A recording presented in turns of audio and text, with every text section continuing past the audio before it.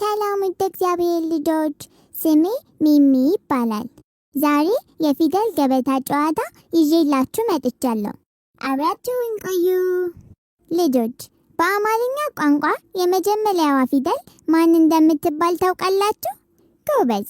ሀ ትባላለች። ሀ ስሟ ሀሌታዋ ሀ ሲሆን እሷን ጨምሮ 7 ልዩ የሆኑ ቤተሰቦች አሏት። ደስ አይልም? እሺ፣ ቤተሰቦቿን ከመቁጠራችን በፊት ፊደሏ እንዴት እንደምትጻፍ ላሳያችሁ።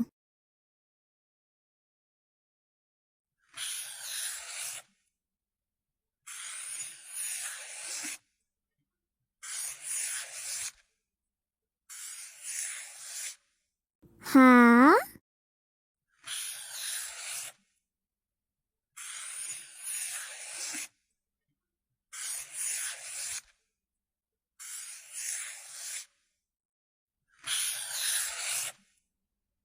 ሁ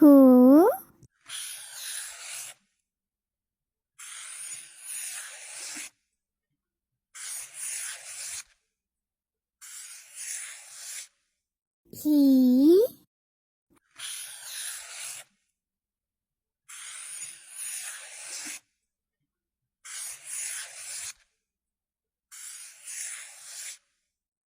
ሃ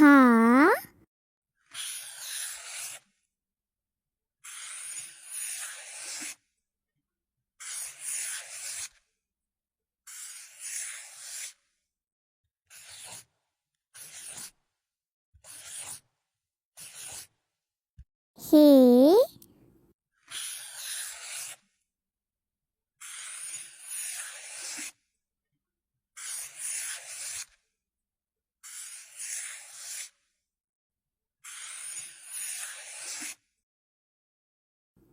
ህ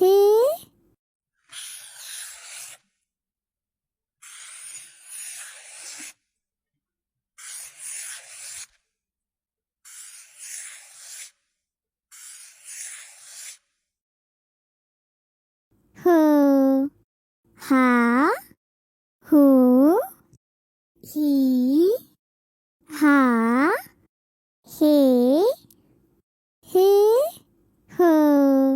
ልጆችዬ፣ ሃ ማለት ምን ማለት ይመስላችኋል? እናታችን ቅድስት ቤተ ክርስቲያን ለፊደላት የራሳቸው የሆነ ስያሜን ሰጥታቸዋለች። አይገርምም? ስለዚህ ሃ ማለት የአብ አኗኗሩ ከዓለም በፊት ነው ማለት ነው።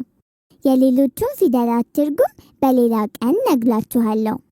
አሁን ደግሞ የሃ ቤተሰቦችን አብረን እንቆጥራለን። በግዕዝ ቋንቋ ፊደላት በቅደም ተከተል ስንጠራቸው እንደዚህ በማለት ነው። ሃ ግዕዝ።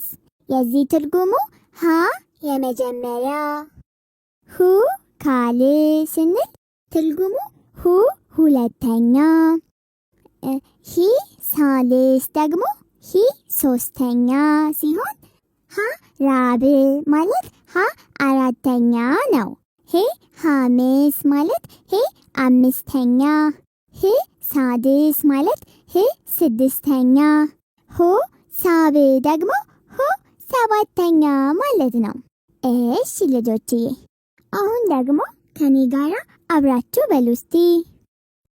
ሃ ግዕዝ፣ ሁ ካልዕ፣ ሂ ሳልስ፣ ሃ ራብዕ፣ ሄ ሐምስ፣ ሄ ሳድስ፣ ሁ ሳብዕ። በጣም ጎበዞች ልጆች። እግዚአብሔር የሚወደው እንደናንተ አይነት ጎበዝ ልጆችን እንደሆነ ታውቃላችሁ? እሺ ልጆችዬ፣ አሁን ደግሞ በፊደላቶቹ ቃላትን እንመስርት። ሃ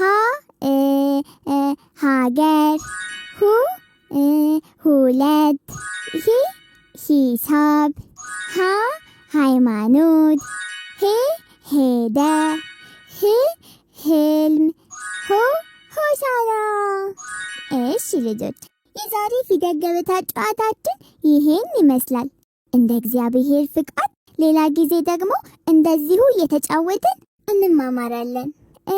ሳልነግራችሁ በቀጣይ እስክንገናኝ ደግሞ በለፊደላት ከጓደኞቻችሁ ጋር እየተጠያየቃችሁ ቃላት በመመስለት ተለማመዱ። እሺ፣ ሰላም ቆዩኝ።